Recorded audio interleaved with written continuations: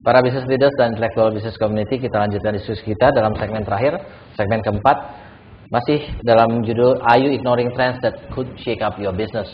Atau bagaimana sebenarnya kita melihat tren dan menggunakan tren ini untuk kemajuan bisnis kita, dari Harvard Business Review bulan Juli Agustus tahun 2010. Dan masih bersama kita Pak Hengki Setiawan, beliau adalah CEO dari Telesindo Shop, seorang yang dikenal sangat maju di dalam bisnis telekomunikasi, khususnya dalam penjualan pulsa seluler. Dan beliau katanya dari kaki 5 sampai sekarang jadi kaki 1000. Tetap kaki 5 sekali. Tokonya udah lebih dari udah ribuan ya. Oke, ada pertanyaan dari Pak siapa Pak? Silakan. Pak Edi, silakan Pak Edi. Oke. Makasih Pak Hengki.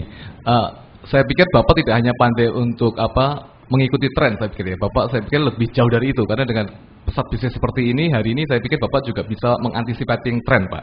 Pertanyaan saya adalah dengan wacana terakhir yang katakanlah toko-toko itu katakan berubah menjadi virtual, Pak. Nah, bagaimana Pak Hengki mensikapi perkembangan yang terakhir ini, Pak? Terima kasih, Pak. Oke, terima kasih. Jadi bagaimana Pak Hengki, tren ke depannya kayak gimana sih sebenarnya? Jadi tren ke depan ini telekomunikasi mungkin 2 tahun ke depan lagi mungkin akan jadi mature. Gampang sekali, saya lihat negara tetangga, contoh Singapura. Itu nanti si operator itu akan bundling. Jadi dia mau mendapatkan customer itu bukan mendapatkan customer lagi. Pada saat itu sudah mature, udah nggak ada customer bisa di-grab lagi, adalah mereka menaikkan revenue. Nah, bagaimana menaikkan revenue? Contoh kisah sukses Singtel kemarin. Singtel Shop, Singtel ya si Pak sekarang dia jadi presiden direktur adalah Pak Yun Kwan Moon, sebelumnya jadi direkturnya commerce-nya Telkomsel. Itu Singtel kan sudah boleh katakan sudah mature, udah di 4,8 juta subscriber, penduduknya 4 juta lebih doang. Tapi revenue naik 4% lebih. Dari mana? Nah, si Pak Moon ini dia pinter, dia membundling handset daripada BlackBerry dan iPhone. Tapi Singapura lebih tren kepada iPhone, Apple. Jadi setiap bulan, jadi dia mengenerate si end user itu harus lebih boros. 1 bulan itu you harus pakai pulsa, you kontrak dah sama kita 2 tahun 24 bulan. Setiap bulan you harus pakai pulsa misalkan 500.000. Jadi dia harus pakai pulsa 500.000. Kalau nggak dia rugi sendiri si end user itu. Nah, kayak gitu. Jadi itu sehingga revenue menjadi naik. Jadi dia handphone yang sudah lama punya dia ambil semua, dia trade in semua, dikasih trade in yang handphone yang tercanggih adalah iPhone 3GS. Itu dia, itu ada satu inovasi dan terobosan juga. Nah, sama nanti Indonesia ini 2 tahun ke depan itu di saat mature, nah kita sudah harus punya jaringan distribusi dan jaringan retail. Nah, si operatornya akan bekerja sama dengan kita. Siapa yang punya jaringan distribusi atau jaringan retail yang paling banyak, itu yang akan bisa pairing dengan si operator untuk mendistribusikan bundling handset. Itu akan disubsidi sama si operator. Akan subsidi. Jadi sehingga misalkan user sekarang kan mau beli Apple harga 9 juta atau 8 juta. Itu kita mau koordinasi sendiri rasanya sakit gitu. Tapi kalau dengan dicicil setiap bulan hanya bayar 500.000, itu siapa everybody can buy. Nah, itu kita udah masuk ke perangkap kita harus lebih boros pakai pulsa. Nah, kayak gitu. Oke, Pak Hengki, dari tadi kita kan membicarakan you are in the right trend, you can catch opportunity, dan harus berani ngambil resiko. Pernah kejeblos nggak, Pak? Oh, pernah. Pada saat tahun 96 itu kita main Satellindo Direct. Main Satellindo Direct. Main apa? Satellindo Direct itu pertama kali handphone yang disubsidi sama si operator Satellindo pada saat itu ini. Nah, pada saat itu kita janjiin komisi, ternyata nggak dirilis karena ya mungkin miskomunikasi. Nah, pada saat itu kita cemplung duit 2 miliar, kita join sama teman kita salah satu yang sekarang pemain retail terbesar juga. Join, 1 miliar. Pakai namanya PT Maju Jaya Perkasa. Kerja 1 tahun kemudian duitnya habis karena subsidi terus kan itu. Habis, kita tutup. Jadi saya pikir ini keberatan nama nih, PT Maju Jaya Perkasa. Gila nih, Maju Jaya Perkasa lagi. Akhirnya masih percaya keberatan nama juga. Tutup. Akhirnya PT Maju Jaya Perkutut. Maju Jaya Perkutut. Bangkrut. Nah, di sana kita nggak kalah ini juga ya, maksudnya ya kita harus lebih semangat lagi. Jadi kita geser ke Telkomsel juga. Nah, dari sana Telkomsel kita berangkat dari nol, kita sampai hari ini besar. Jadi namanya ngambil resiko, sekali-kali kejeblos itu wajar ya. Satu lagi yang di perusahaan kita cukup saya banggakan. Selama saya kerja hampir 20 tahun ini, kena krisis 2 kali. Tahun 97 sekali, 98, itu kita nggak goyang. Semua industri telekomunikasi nggak ada yang goyang. Semua masih stabil. Terakhir tahun 2009, 2008, akhir 2009, awal ini, sebagian teman-teman saya yang pemain retail itu udah mengurangkan 20%. Tapi karena saya yakin dan semangat saya ini, saya tidak mengurangi karyawan. Malah saya nambah karyawan saya. Sehingga sampai hari ini besar. Itu. Jadi memang kerja sesuatu harus optimis. Harus yakin dulu. Kalau nggak yakin, ya hasilnya pasti negatif. Seperti banyak wartawan ketemu saya. Wah, saya susah cari Pak Hengki. Tapi karena dia yakin mau bisa ketemu saya, pakai segala cara, lewat si ini, akhirnya kesampaian juga ketemu saya, juga bisa wawancara saya juga. Terus banyak wartawan ketemu saya susah. Terus karena ya, maaf ya, saya juga sibuk juga gitu. Jadi mereka banyak wartawan tuh udah berapa, istilahnya ratusan dah.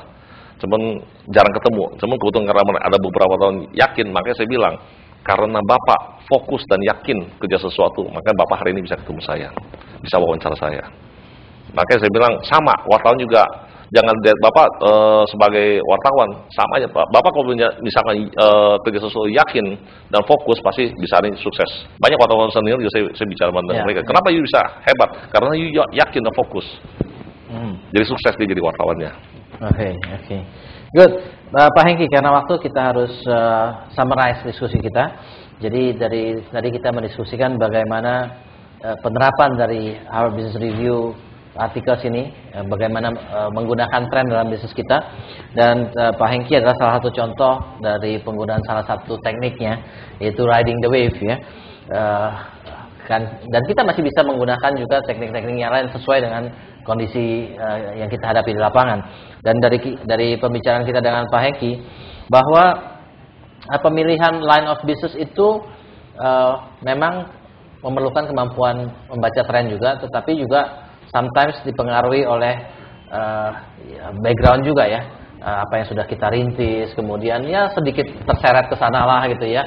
Kemudian tadi Pak Bambang share juga bahwa kepepet karena nggak ada hal yang lain, maka dikerjakan hal seperti itu.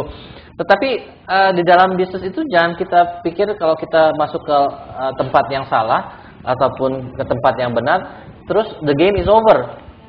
Masuk ke tempat yang salah terus pasti over, masuk yang ke tempat yang benar pasti menang. Belum tentu, karena berikutnya tuh ada perjuangan lagi. Nah, walaupun masuk ke tempat yang tidak begitu benar, tetapi kemudian bisa melihat tren yang benar, maka itu akan bisa menjadi sukses. Ya. Pak Hengki mungkin masuknya sebagai jualan handset, tapi kalau dia tetap ngotot di handset, belum tentu dia sebesar ini. Ya. Kemudian dari handset dia beralih justru ke jualan ke pulsa, ke voucher. Yang justru jauh lebih besar. Jadi kita lihat masuknya ke handset, tapi segera bisa ngelihat membaca tren yang lain masuk ke voucher. Dan sekarang masuk lagi ke handset. Ya. Nah, jadi dalam hal ini kita lihat trennya kemana harus bisa dibaca gitu ya. Jadi ada faktor hoki, tapi di samping hoki ada faktor-faktor lain juga yang terutama kemampuan, inovasi ya, kemampuan dan keberanian terutama ya dalam riding the trend ini. Sangat diperlukan keberanian, sama seperti kalau kita ngomong tren itu seperti ombak ya, wave ya.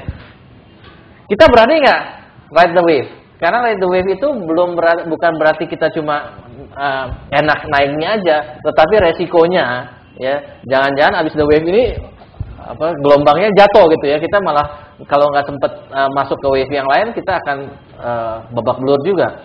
Dan kita lihat bahwa yang namanya berani mengambil resiko, ya jelas resikonya nyata.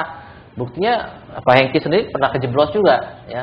Tetapi ya kalau kita combine kejeblos sama majunya, paid off lah kejeblosnya gitu ya. Paid off-nya bahwa apa yang kejeblos tersebut bisa di-recover. Jadi orang kalau lihat resiko dia akan takut resikonya sedemikian besarnya, ya. Padahal kalaupun itu kejadian, mungkin kejadiannya atau ruginya nggak sebesar itu, sebagian bisa di-recover sebenarnya. Ya, tapi orang ngelihatnya the worst case biasanya. Kalau orang ngelihat resiko sebenarnya orang ngelihatnya the worst case. Jadi udah takut duluan gitu ya. Tetapi sebenarnya that is the worst. Dan kenyataan sebenarnya umumnya tidak terjadi yang the worst, gitu ya. Malah bisa membuka kesempatan untuk opportunity yang lain lagi, gitu ya.